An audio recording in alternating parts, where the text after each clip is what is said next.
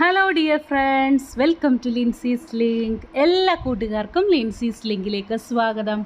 ഇന്ന് ഞാൻ നിങ്ങളുമായിട്ട് ഷെയർ ചെയ്യാൻ പോകുന്നത് വളരെ ഇമ്പോർട്ടൻ്റ് ആയിട്ട് നമ്മളെല്ലാവരും യൂസ് ചെയ്തതിന് ശേഷം കളയുന്ന പൊട്ടറ്റോയുടെ പീൽ ഉപയോഗിച്ച് നമുക്കൊരു അടിപൊളി ഫെർട്ടിലൈസർ, അതായത് ചെടികളൊക്കെ പൂക്കാൻ പറ്റിയ ഒരു വളമാണിത്.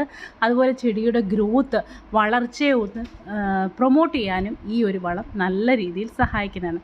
അപ്പോൾ നമുക്ക് ഈ വളം എങ്ങനെയാണ് ഉണ്ടാക്കുന്നതെന്ന് നോക്കാം. ഇതുണ്ടാക്കാൻ വേണ്ടി നമുക്ക് ആവശ്യമായിട്ട് വേണ്ടത് പൊട്ടറ്റോയാണ്.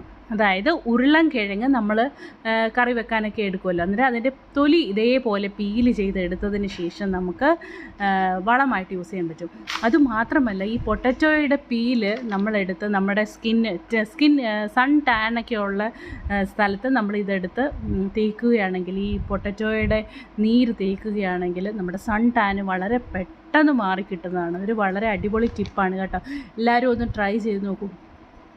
പൊട്ടറ്റോയുടെ തൊലി നമ്മൾ 2-3 ദിവസം ഇതേപോലെ എടുത്ത് വെള്ളത്തിലിട്ട് വെക്കണം.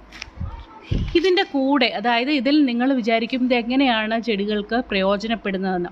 പൊട്ടറ്റോയുടെ തൊലിയുടെ കൂടെ തന്നെ നമ്മൾ ഉള്ളിയുടെ തോലും കൂടെ ചേർക്കുക. നിങ്ങൾക്കറിയാമല്ലോ, ഇത് രണ്ടും കൂടെ ചേരുമ്പോൾ ഒരു സൂപ്പർ വളം, അതായത് സൂപ്പർ ടോണിക്കാണ് നമ്മൾ ഉണ്ടാക്കാൻ പോകുന്നത്. ഓക്കെ, ഞാനിവിടെ കുറച്ച് ഉരുളൻകിഴങ്ങിൻ്റെ തൊലി എടുത്തിട്ടുണ്ട്.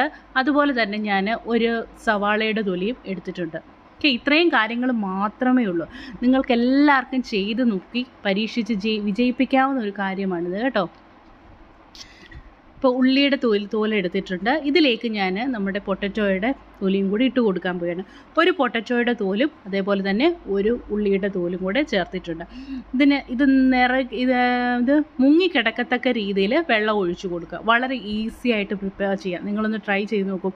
ഇനി ഞാൻ വെള്ളം ഒഴിക്കാൻ പോവുകയാണ്. വെള്ളം നമ്മൾ ഒഴിച്ചതിന് ശേഷം അടച്ച് ഒരു തണലത്ത് വെക്കുക. അതായത് വെയിലൊന്നും കൊള്ളാതെ ഒരു നമ്മുടെ സ്റ്റോർ റൂമിലോ എവിടെയെങ്കിലും ഒന്നും ഡിസ്റ്റർബ് ചെയ്യാതെ വെക്കുക. ഒരു 3-4 ദിവസം കഴിയുമ്പോൾ ഇതെടുക്കാവൂ. ഓക്കെ, ഇതേപോലെ എല്ലാം നല്ല കംപ്ലീറ്റ് ആയിട്ട് മുങ്ങിക്കിടക്കണം. ആ രീതിയിൽ വേണം നമ്മൾ ഇതെടുത്ത് വെക്കാൻ വേണ്ടിയിട്ട്. ഓക്കെ, ഞാനിപ്പോൾ ഇതേപോലെ മുക്കി വെച്ചിട്ടുണ്ട്. ഇനി ഞാനിതൊന്ന് അടച്ച് വെക്കുകയാണ്. അടച്ച് നിങ്ങൾക്കൊരു 3-4 ദിവസത്തേക്ക് വെക്കാം. ഓക്കെ, അതിന് ശേഷം നമ്മളിത് എടുക്കണം.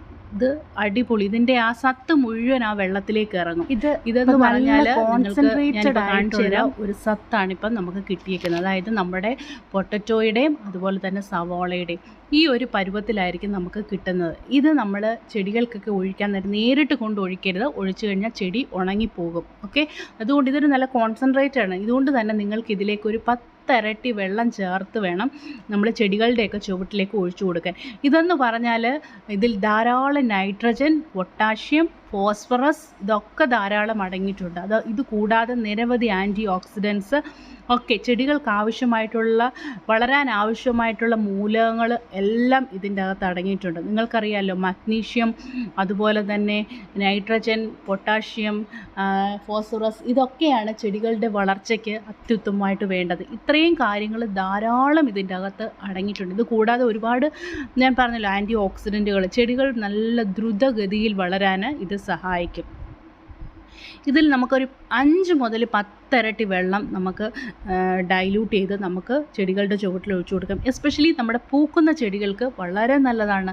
അതായത് മുരടിച്ച് നിൽക്കുന്ന റോസിന് ഇത് വളരെ നല്ലതാണ്. ഇത് നിങ്ങൾക്ക് ആഴ്ചയിൽ ഒരിക്കൽ 1 കപ്പ് വീതം ഒഴിച്ചു കൊടുത്തു നോക്കൂ. വളർച്ചയ്ക്ക് പ്രത്യേക ഒരു മാറ്റം നിങ്ങൾ കാണാൻ പറ്റും. അതുപോലെ തന്നെ ആഗ്ലോണിമ ചെടികൾ ഞാൻ ഒഴിച്ചതിന് ശേഷം ആഗ്ലോണിമ ചെടികൾക്ക് ഒരുപാട് പുതിയ തൈകളുണ്ടായി. അതുപോലെ തന്നെ ഇത് നിങ്ങൾക്ക് സ്പ്രേ ചെയ്ത് കൊടുക്കാൻ പറ്റും.